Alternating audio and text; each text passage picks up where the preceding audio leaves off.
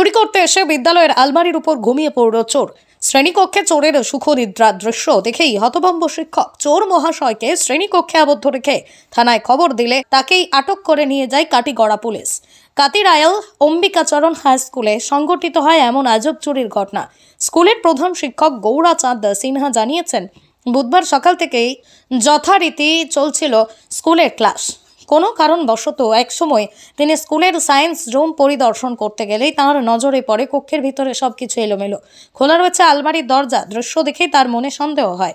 রুমের ভিতরে প্রবেশ করে সবকিছু নিরীক্ষণ করতেই আরম্ভ করেন তিনি। একসময় তার নজরে পড়ে সায়েন্স রুমের আলমারির উপর সুখনিদ্রায় মগ্ন রয়েছে আনুমানিক বছর 25-এর এক যুবক। এই দৃশ্য দেখা মাত্রই সহযোগী শিক্ষকের ডেকে এনে যুবকটি শ্রেণীকক্ষে আবদ্ধ রেখে খবর দেওয়া হয় কাটিগড়া পুলিশ থানায়। দুপুর 2:30 নাগাদ কাটিগড়া থানার সাব ইন্সপেক্টর এস গগৈয়ের নেতৃত্বে একদল পুলিশ উপস্থিত হয়ে প্রাথমিক তদন্ত শেষেই রাজু কর নামের ওই যুবককে আটক করে থানায় নিয়ে যায়। এই ঘটনায় স্কুলের 8টি সিলিং ফ্যান, সায়েন্স রুমের কিছু সামগ্রী সহ চুরি করে গিয়েছে ক্লাসরুমের অভ্যন্তরীণ সমস্ত বৈদ্যুতিক তার। কাটিগড়া থানায় এই সংক্রান্ত একটি এজাহার দায়ের করেছেন স্কুলের প্রধান শিক্ষক গৌরাচাঁদ সিনহা। আজকে মানে 11টার সময় আমি আইছি। আয়া তো ওইদিকে আমি ইনস্পেকশন করি, হঠাৎ দেখি দরজাটা খোলা।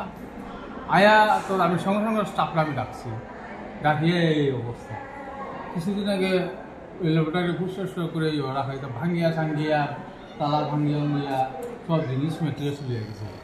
এরপরে কিছু আর এখানে আমার স্টাফ নিয়ে যখন ভিতরটা আবার দেখি তখন তো স্লিপটা উপরে বোয়া হারিয়া সঙ্গে সঙ্গে নামাইছি, নামাইয়া তারে আনছি। না, এর আগে কিছুদিন আগেও আমরা স্কুল থেকে মানে রান্নার যে বাসনপত্র আছে, ঘন্টা আছে, এগুলা অনেক জিনিস ফ্যান তো প্রায় মোটামুটি যায়। আর ক্লাস টেনের এখন ফ্যান চারটা ফ্যান হ্যাঙ্গিং অবস্থায় আছে, তার কাটিয়া সব রেখে দিয়েছে। এইগুলোর থেকেই তো মানে সায়েন্সের যত ম্যাটেরিয়াল সব ম্যাটেরিয়াল তার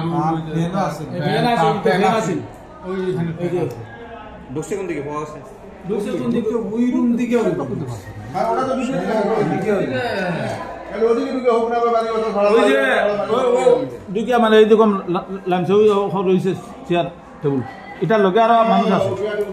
এরপরে আমরা এটা কুড়িয়ে নিয়ে তারে নিয়ে এখানে রাখার পরে কমন রুমে, তারপরে আমরা স্কুলের প্রেসিডেন্টে খবর দিয়েছি। তাই না হওয়ার পরে আমরা মিলিয়ে তারপরে থানার মধ্যে খবর দিয়েছি।